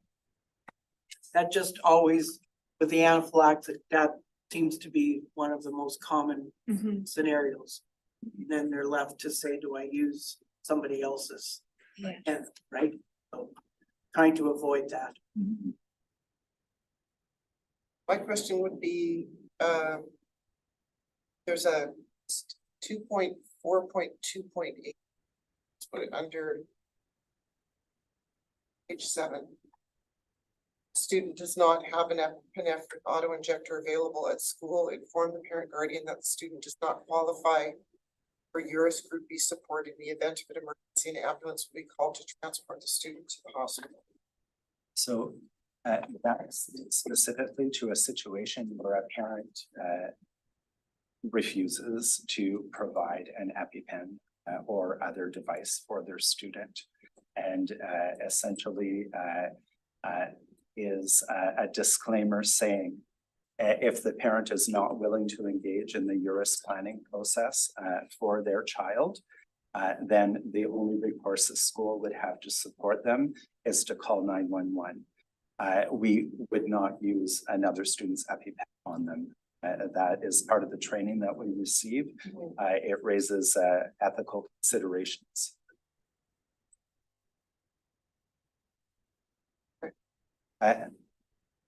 To my knowledge, Trustee Nemeth, that is a very rare. I don't know, have we seen that situation? In Lura Rail School Division, we're very fortunate to have a nurse who oversees Eurus plans for all of our students.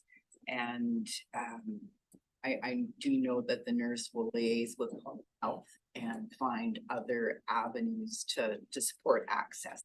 So to my knowledge, I have never known of a need that has not been attended to. So this anaphylaxis being what it is, an ambulance is not necessarily going to make a difference. It's the pen lens, which is to your question. I mean, back in the day, there were extra ones in the, like they supplied extra ones, and it's, but you're talking about a very specific scenario, so. And in my time, I have never ever known a child or a parent to never known that. Where did we leave off here? Policy JRB, JRC class lists. Yes, so this policy was sent out for review in April of 2023.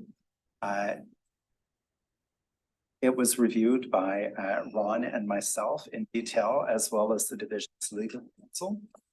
What we discovered is that the policy did not reflect current practice of the division. Some time ago, practice had changed. It wasn't captured in policy, so now it has been.